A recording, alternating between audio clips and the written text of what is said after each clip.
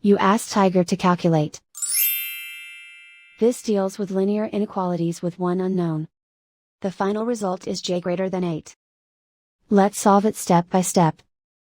Group all constants on the right side of the inequality. Add 5 to both sides.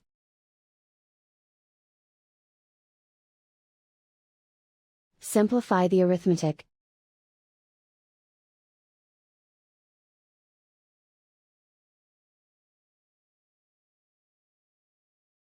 Isolate the j.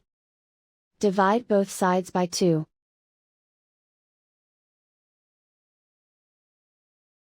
Simplify the fraction.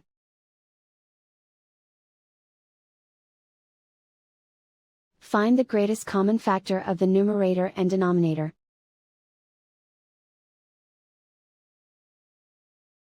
Factor out and cancel the greatest common factor.